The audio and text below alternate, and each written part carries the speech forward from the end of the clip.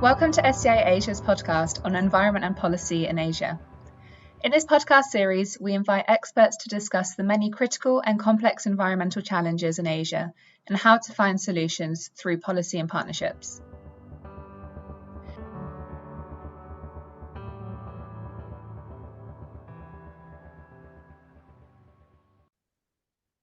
Hello everyone, welcome to Environment and Policy in Asia. I'm Charmaine from the Stockholm Environment Institute Asia Center. In this first episode of our two-part series on air quality, we are joined by Achim Hag and Annika Kraus from AirGradient, a leader in air quality monitoring technology. We will discuss the importance of air quality monitoring, highlighting the critical role of indoor air quality, and explore AirGradient's innovative work in schools through the SAMI initiative that ensures safer air for children. Achim and Annika, welcome to our podcast. Yeah, thank you. SEI and AirGradient have worked together in the past on some of our research on air quality, not just here in Asia, but in some other centers as well. So we are quite familiar with each other's work. But maybe some of our listeners are not very familiar. So can I please ask the both of you to tell us a little bit about yourself and your role in AirGradient? Thank you, Charmaine. I will start. So at AirGradient, I have the role of CEO, and I take care primarily on developing partnerships like with SEI, for example, doing business development and looking at the strategic orientation of the company. My co-founder, Nick, is taking care of R&D, our data platform, the coding work, and also the manufacturing. What I am particularly interested in is to really build a business that's not purely focused on making as much money as possible, but also taking into account our social responsibility and being environmentally friendly. So what we do is we try to keep our monitors as affordable as possible so that they can be a good choice for countries in the global south. And we also donate 1% of our revenue to NGOs that care about the planet. So my name is Annika. I did a PhD at the Center for Atmospheric Sciences at the University of Cambridge. And there I worked with air quality monitors. So I tested them, I developed them further to improve their performance. And I also applied them in research projects, for example, in China, Kenya, or the UK. And after my PhD, I stayed in contact with my colleagues, which are actually now my dear friends. And they told me that they have been starting working with AirGradient. And I got quite curious about the approach, which was quite different from other manufacturers from AirGradient. So the focus on sustainability and environmental impact, open data. So I got in contact with Achim. I coordinate a large global project to test and improve our monitors. I make sure that all of our research results and data are shared openly. And I also create educational materials to make our research results, but also air quality science in general, more accessible to everyone. Thank you. What inspired the creation of AirGradient? And you mentioned, Annika, that this is quite a unique setup and it got you interested. So the question is for the both of you, what inspired the creation of AirGradient and what about it drives your work?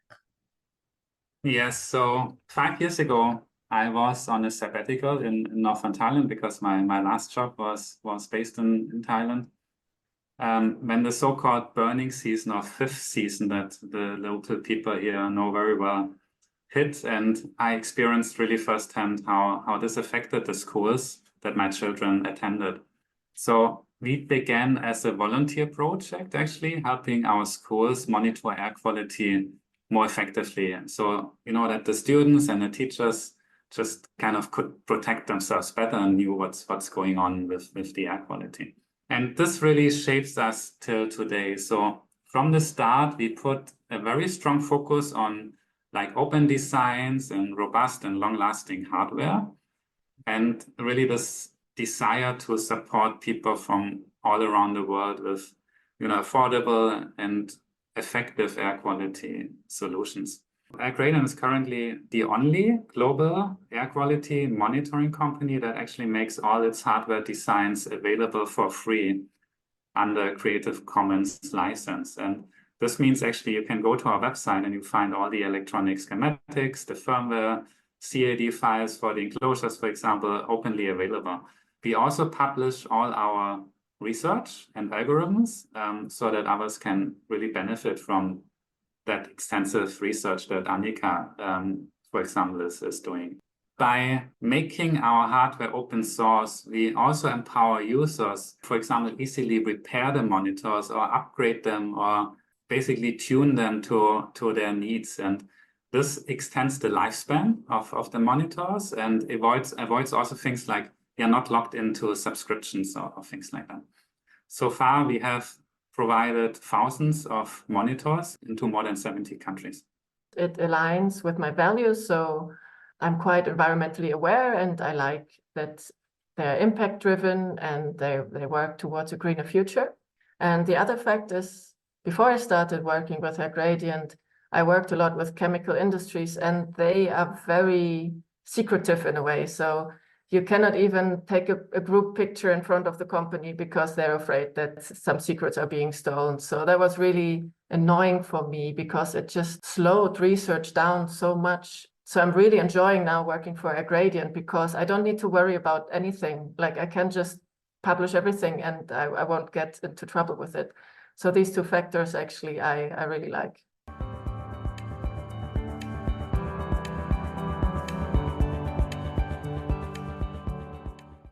Air quality is a hot topic these days. So whenever we look out the window in the morning, it's looking a bit gray. At least here in Bangkok, we say, oh, PM 2.5 is high today. Is that the same thing as saying air pollution is bad? Is PM 2.5 the new buzzword that people are using? How do we define air pollution? In general, air pollution can be all kinds of substances that are harmful to the human body or also to the environment. But as you say, it's not only PM 2.5.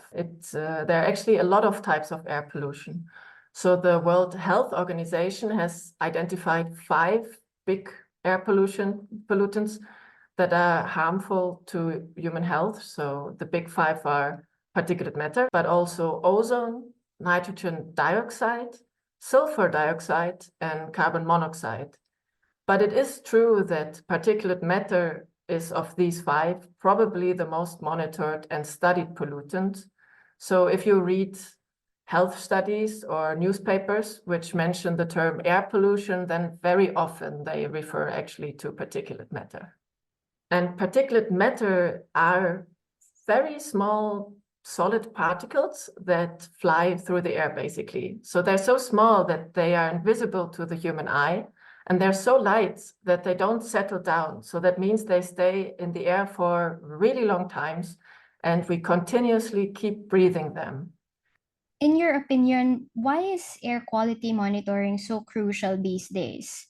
And I don't know, just to put it into context, how much air pollution exposure would make it dangerous? Because we always say now that, you know, the deaths that are linked to air pollution is even higher than other medical conditions combined. So can you elaborate more on that?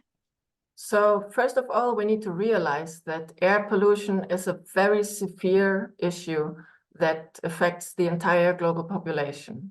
So outdoor air pollution alone causes 4.2 million premature deaths annually, according to the World Health Organization. This roughly matches the deaths from traffic accidents, dementia and Alzheimer, malaria, and suicides combined. On top of that, there's another 2.5 million deaths associated with household air pollution, so indoor and not outdoor.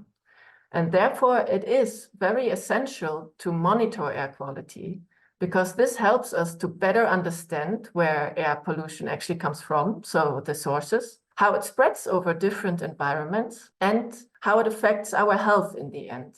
And if we know this information in more detail, we can also design more efficient strategies to protect the population from the health risks posed by air pollution. And also, air quality monitoring is very useful to raise awareness in the population.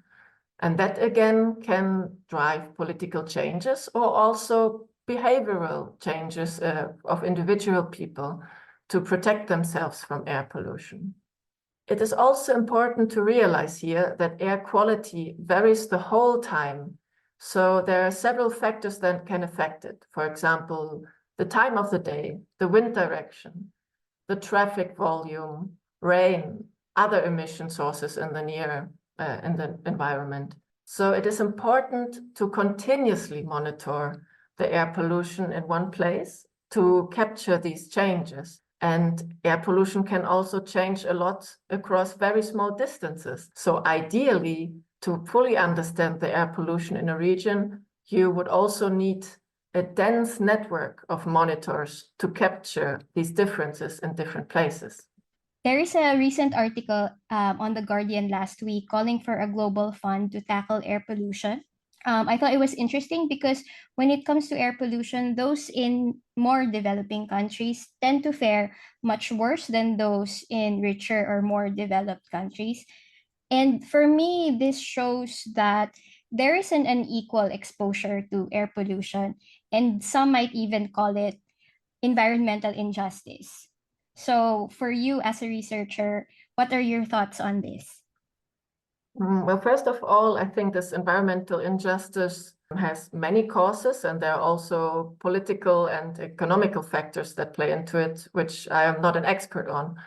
From a scientific point of view, we can say that in these affected countries, there's only little or no air quality data at all available. While in the economically strong countries, for example, in Europe or North America, the air quality is already very closely monitored. And research has found that the simple act of recording air quality data and then making it available to the public will eventually lead to an improvement of the air quality. Just to give you an example, the United States has started to place air quality monitors in their embassies, especially in regions where there are no or little air quality data available. And after some time, the PM concentration substantially reduced in these places where the monitors were installed. And this is probably due to the attention and the awareness that these monitors and the publication of the data has created. And this eventually lowered the health risks for millions of people. And I think also in The Guardian, it was mentioned that the health costs you save by starting such a monitoring program are actually much higher than the costs for the monitoring program itself. I know that both of you have worked a really long time on this area. So maybe from the time that you have started to now, I'm just curious, how have air quality trends changed in the past decade? Is it becoming worse, or is there some silver lining? I have to answer this question looking at different regions in the world. So, for example, there are countries which already have established environmental regulations, such as North America, Europe, Japan, and China. And there, the overall air quality has actually improved. So this is encouraging news. That means the environmental regulations actually do have a positive effect. But then there are also regions that have experienced strong increases of air pollution, and that's probably due to the population growth and industrialization. And these regions include, for example, the Middle East, Sub-Saharan Africa, and Southeast Asia. If you want to know about it more in detail, the University of Chicago has made a fantastic visualization for that. So if you Google the Air Quality Life Index, so AQLI, you can find a map where you can see how the air quality concentrations have changed over the past 20 years, I believe. And you can also see how this affects the life expectancies of people living in that region.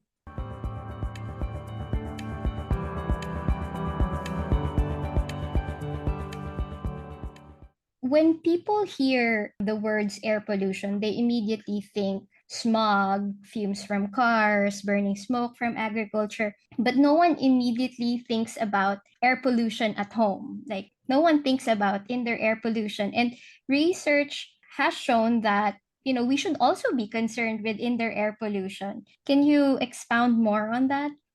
Sure. Well, first, we need to realize that people spend about 90% of their time indoors, for example, at home or in their work environment. So we breathe in far more indoor air than outdoor air. And the indoor air can be just as much polluted as the outdoor air because, of course, outdoor air pollutants can penetrate inside a building, and sometimes they can even accumulate there. But there are also additional indoor emission sources of air pollution. And another factor is that indoor air quality is harder to regulate for governments, for example. So in some ways, that makes it more dangerous. Yeah, you mentioned additional sources of air pollution inside buildings. Can you give some examples? So a large contributor to household air pollution is definitely cooking or heating indoors with polluting fuels. So for example, burning coal, wood, kerosene, or just waste. But also gas stoves, candles, or incense burning can create harmful air pollutants that can get trapped indoors for a long time when you don't properly ventilate. Besides the 5 big pollutants, which are interesting mainly outdoors, there are additional indoor pollutants that deserve our attention. For once, there is CO2, which we breathe out. So the concentrations can rise really quickly indoors if we don't properly ventilate. There are also indoor allergens that might be generated from mold or from mites. And then you might have already heard of volatile organic compounds, so VOCs. And these are thousands of substances that can be much, much higher concentrated inside a building than outdoors. Some of them can be really harmful, for example, because they cause cancer, but some are also pretty harmless. For example, ethanol vapor or eucalyptus smell also are VOCs. So that can make it a little tricky to gauge the health risks of just looking at the VOC concentration inside a building. What we know, however, is that especially when you're renovating, so new building materials, your floor, paint, or new furniture, they can emit VOCs that are pretty harmful to us, and they can actually continue to emit them over several years. So especially when you have just a newly built house or freshly renovated or bought new furniture, you should keep VOCs in mind and adapt your ventilation habits to that. You mentioned adapting habits. What are some things that we can do at home to protect ourselves from indoor air pollution? So there's actually quite a few things you can do to keep the air quality in your house clean. One thing is you can use clean energy sources. So if you have the choice, use an electric stove and not a gas stove. And then avoid burning basically anything in your house, for example, candles or cigarettes or incense. But if you have to do it, then just ventilate at the same time. And that is really a keyword, ventilating. Also when you're cooking or after cooking, or when you have new furniture, for example, ventilating, so just opening a window can help a lot. And if you monitor your air quality indoors, then you get a better feeling for when you need to ventilate or open the window. However, also in some regions, sometimes opening the window doesn't help because the outdoor air is worse than indoor air. So ideally, if you combine an indoor monitor with an outdoor monitor, you would know the best times of the day where ventilation gives you the best outcome for your indoor air quality. And then sometimes air purifiers can also be a good helping thing to improve your indoor air quality. Or another fun fact is that particulate matter accumulates in carpets, so and can be resuspended continuously. So actually it increases your PM concentrations indoors. So if you think about renovating your house and you are worried about air pollution, you should perhaps consider a different floor coating than carpets. That's a really good fun fact. I do not have carpets at my home. I Very won't good. have in the future. Thank you, Annika. The next question now is for Akim. I mentioned earlier that AirGradient has worked with SEI quite a few times. So how does AirGradient's technology help organizations like us or even the private sector? Or at the household level? How does it help in monitoring and improving in their air quality?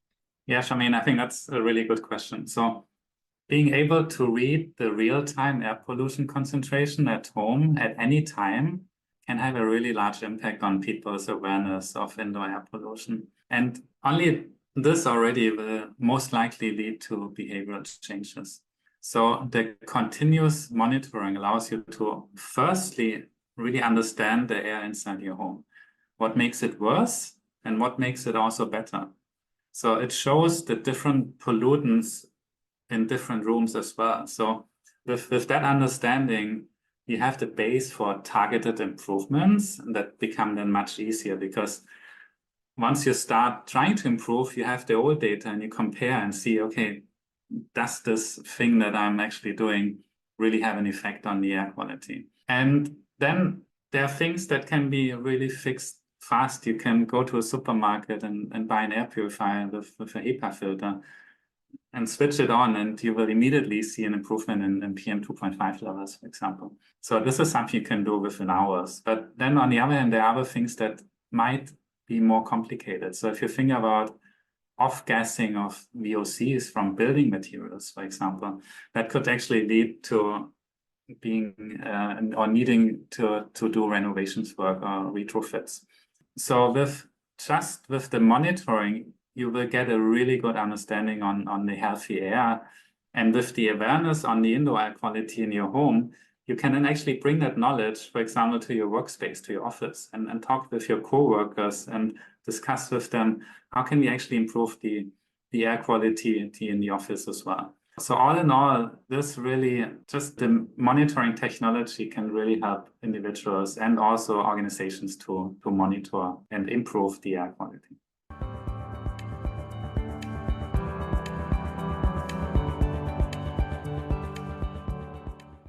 You also mentioned a while ago that the beginnings of AirGradient actually came from you and your children being exposed to air pollution in northern Thailand. Did this pave the way for your work in partnering up with schools to monitor their air quality? And can you tell us more about the SAMI initiative? Yeah, sure. So I think really, I always say having started as a school project is still in our DNA, even it's now like 5 years ago. And really this mission to educate the next generation was really is really close to our heart. So I think the key thing is if you talk about schools or education and air quality, there are so many opportunities in that field and a lot of different perspectives. You can look on this from an educational point of view, but also from an air quality monitoring. So I want to mention a few things. So one thing that's really important is really understanding air quality, and inside the schools that we work with, understanding what's the air quality in classrooms and also other spaces like common areas or sport facilities or maker spaces. Another really important aspect is the improving the awareness inside the community. So I think a school is a great example of a very, very holistic community where actually not only the children, but also like parents often spend quite an amount of time and going to events and so on. So we have organized in schools, for example, workshops around air quality or roundtable with parents. So for example, we discussed how should the air quality policy be in your school? You know, like at what level, for example, do you want to stop sports activities because maybe, you know, the PM 2.5 goes beyond a certain level.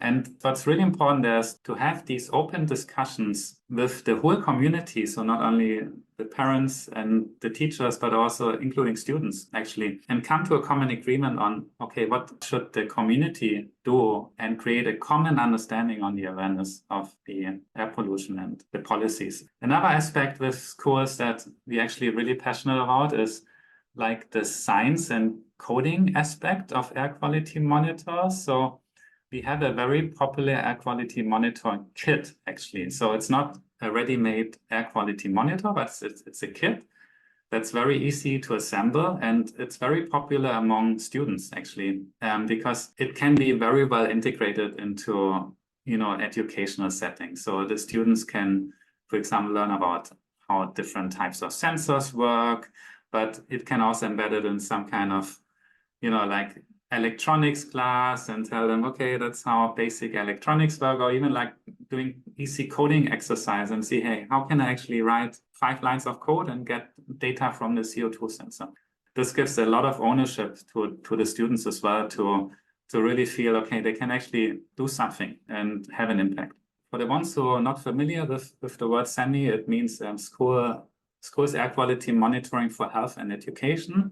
It's a very, very big project in the UK where we deliver more than 2,000 AirGradient indoor air quality monitors. And this makes it actually the largest study of classroom air quality anywhere in the world. So our work with schools and the SEMI project as well goes really beyond just providing hardware. No? So we believe in creating a comprehensive ecosystem actually of awareness and education, and ultimately action is really essential. So we want to empower schools with the knowledge that we have and the tools that we developed to improve air quality, then contribute to a healthier learning environment and raise awareness of, this bigger importance of air quality for public health and well-being. Hakim, I'm curious.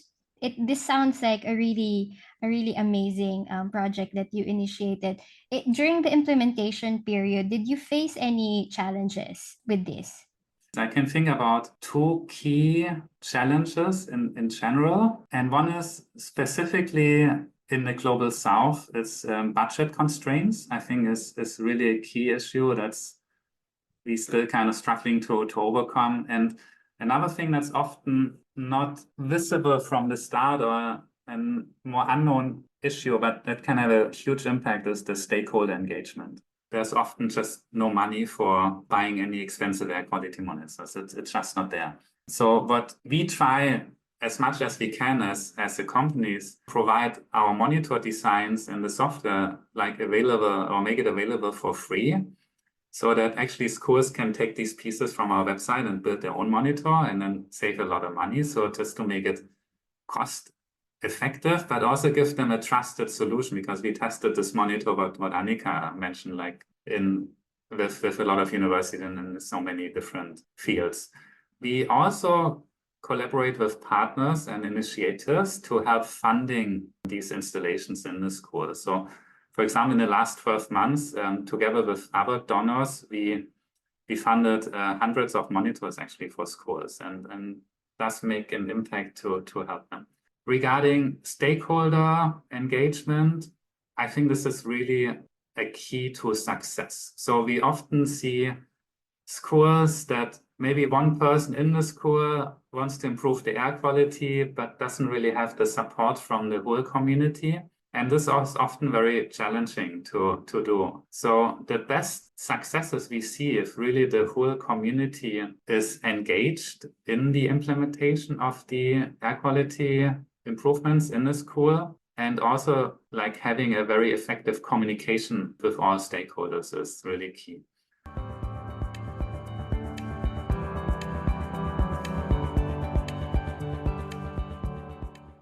In Thailand, where air pollution is considered seasonal, there is a burning season and all of the other months, it seems that we're fine. What would be a good approach for policymakers, or what are some of the key things that they should keep in mind if they really want to address this air pollution crisis really effectively?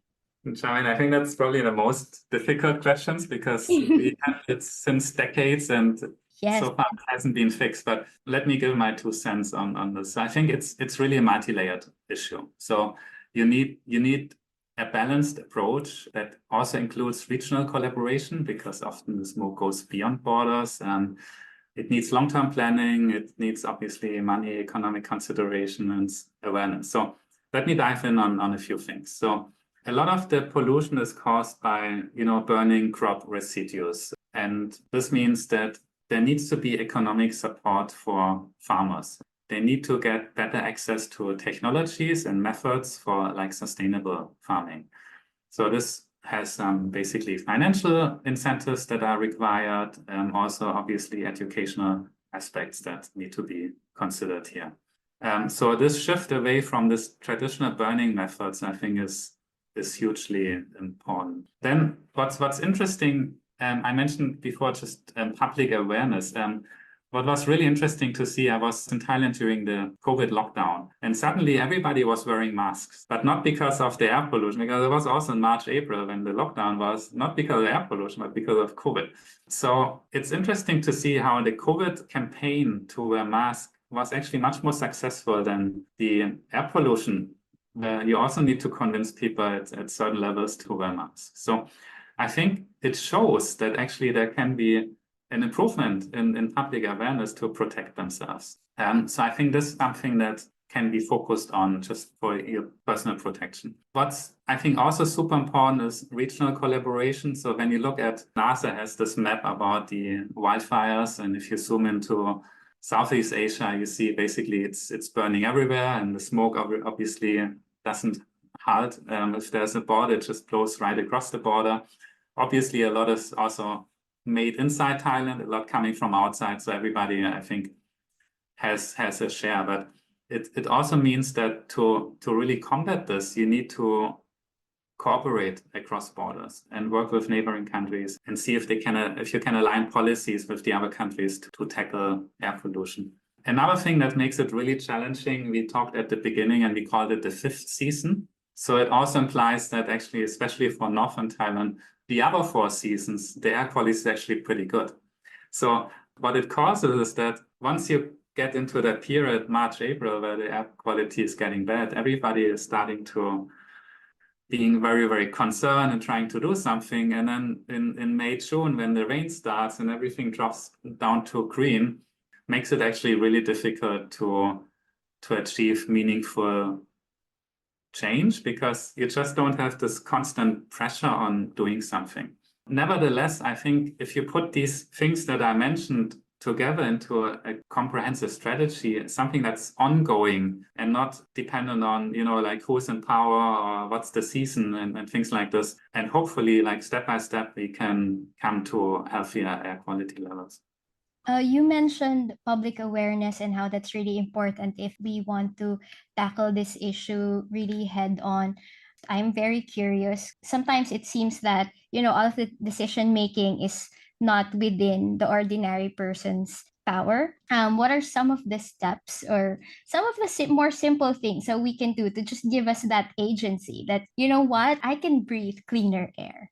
So one thing Annika mentioned at the beginning is like, we have a lot of areas in the world, particularly in the global south, where there's not much monitoring data. So just by getting an air quality monitor, deploying it, and contributing the data to organizations like OpenAQ that collects it and then makes it available for research that ultimately also drives policy changes, I think is a very good action. And what we saw with the US Embassy is just putting one monitor on the roof and the impact they have, like you can really replicate this as a single person.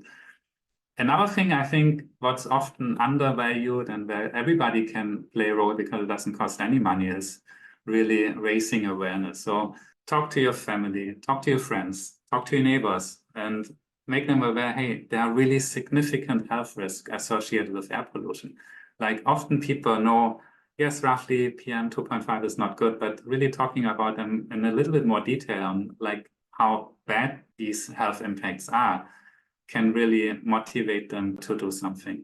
You can use social media, you can go to meetings, you can just spread your knowledge and share your personal stories on air quality and how you personally affected or how you personally reduced your exposure. So reducing personal emissions, I think, is another really undervalued thing. So, are you taking the car or the bike?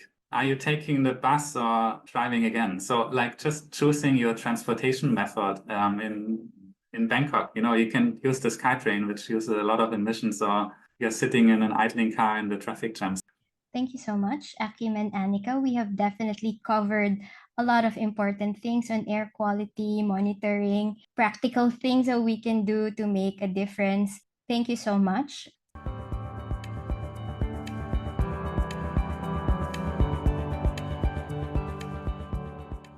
I have mentioned that this is part 1 of a 2-part series. So on our next episode, we will talk about Thailand's Draft Clean Air Act, which aims to regulate activities that cause air pollution, including agriculture, transport, and businesses. Thank you for listening, and tune in again next time. Thank you for having us, Charmaine.